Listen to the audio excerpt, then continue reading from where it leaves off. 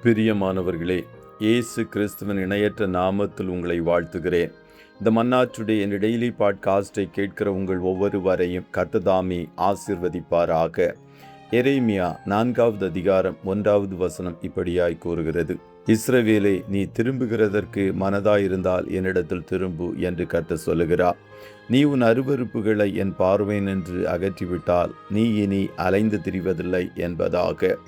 நீ இனி அலைந்து திரிவதில்லை. You will no longer waver என்ற தலைப்பின் கீழ் இன்றைய மன்னாவை தியானிக்கப் போகிறோம்.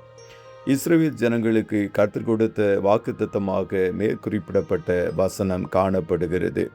அவர்கள் பாபிலோனிய சிறையிருப்புக்கு கடந்து செல்வதற்கு முன்பாகவே கர்த்தர் உன் அருவருப்புகளாகிய பாகாலின் கிரியைகளை உன்னை விட்டு அகற்றி மனம் திரும்பி என்னிடமாக திரும்புவாயானால் நீ இனி அலைந்து திரிவதில்லை என்று வாக்கு கொடுத்தார். சங்கீதக்காரனாகிய தாவீது, என் அலைச்சல்களை தேவரீர் எண்ணியிருக்கிறீர், என் கண்ணீரை உம்முடைய துருத்தியில் வையும், அவைகள் உம்முடைய கணக்கில் அல்லவோ இருக்கிறது என்றான். சவுல் அவனை துரத்த இவன் ஓரிடத்திலிருந்து இன்னொரிடமாக அலைந்து திரிகிறவனாக காணப்பட்டான். அது அவனுடைய மீறுதலினால் உண்டான அலைச்சல் அல்ல, கர்த்தரால் அனுமதிக்கப்பட்ட அலைச்சலாக காணப்பட்டதினால் கடைசியில் அது அவனுக்கு ஆசீர்வாதமாக முடிந்தது. ஆண்டவர் அவனை சமஸ்த இஸ்ரவேலின் மேல் ராஜாவாக உயர்த்தி ஆசீர்வதித்தார். அதுபோல ஒரு நாள் சாராள் ஆபிரகாமை நோக்கி, அடிமை பெண்ணாகிய ஆகாரையும் அவள் குமாரனாகிய இஸ்மவேலையும் துரத்திவிடும், என் குமாரனாகிய ஈசாக்கோடு அவன் சுதந்திரவாளியாய் இருப்பதில்லை என்றாள். ஆபிரகாம் அதிகாலையில் எழுந்து அப்பத்தையும் ஒரு துருத்தி தண்ணீரையும் எடுத்து ஆகாருடைய தோளின் மேல் வைத்து பிள்ளையையும் ஒப்பு கொடுத்து அவளை அனுப்பிவிட்டான். அவள் புறப்பட்டு போய் பேர்சபாவின் வனாந்தரத்திலே அலைந்து திரிந்தாள். துருத்தியிலிருந்த கொஞ்சம் தண்ணீர் செலவழிந்த பின்பு அவள் பிள்ளையை ஒரு செடியின் கீழே விட்டு, பிள்ளை சாகிறதை நான் பார்க்க மாட்டேன் என்று எதிராக அம்புபாயின் தூரத்திலே போய் உட்கார்ந்து சத்தமிட்டு அழுதாள். தேவன் பிள்ளையின் அழுகையின் சத்தத்தை கேட்டார். அவனை ஆசீர்வதித்து பெரிய ஜாதியாக்குவேன் என்று வாக்கு கொடுத்து அப்படியே செய்தார். கர்த்தருடைய பிள்ளைகளே, தேவன் சில வேளைகளில் உங்களுடைய வாழ்க்கையில் அலைச்சல்களை அனுமதிக்கும் போது அதை அவர் ஆசீர்வாதமாய் முடிய பண்ணுவார்.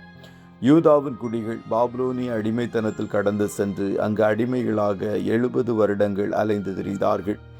அது அவர்களாகவே தங்களுக்கென்று ஏற்படுத்தி கொண்ட தீங்கு. எரேமியா தீர்க்கதரிசியின் மூலமாக கர்த்தர் தன்னுடைய வார்த்தைகளை அனுப்பி அவர்களை பல முறை எச்சரித்தார்.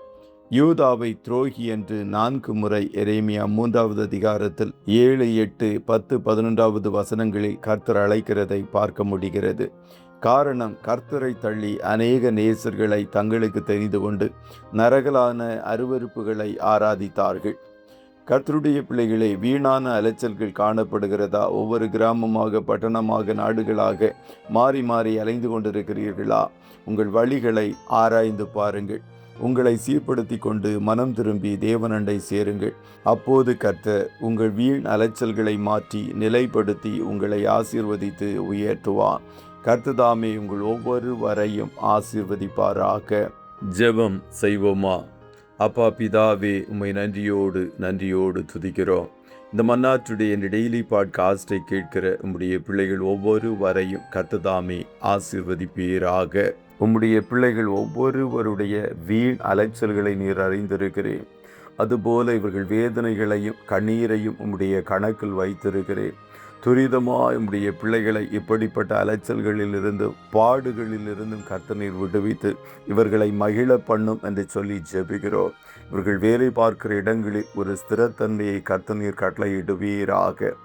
வாழ்க்கைகள் ஒவ்வொன்றையும் கர்த்தர் நீர் நிலைவரப்படுத்துவீராக. உமக்கு பிரியமில்லாத எல்லா வழிகளையும் உம்முடைய பிள்ளைகள் விட்டு உம்மை உறுதியாய் பற்றி கொள்ளுகிற இருதயத்தை ஒவ்வொருவருக்குள்ளும் கர்த்தர் நீர் உருவாக்கும் என்று சொல்லி ஜெபிக்கிறோம். இன்றைய தினம் உம்முடைய பிள்ளைகள் கையிடுகிற வேலைகளை ஆசீர்வதிய போக்கிலும் வரத்திலும் உடனிரும். ஆட்டுக்குட்டியானவருடைய இரத்தத்தின் பாதுகாப்பிற்குள்ளாய் ஒவ்வொருவரையும் கொடுத்து இயேசுவின் நாமத்தில் வாழ்த்தி ஜெபிக்கிறோம் நல்ல பிதாவே. ஆமே.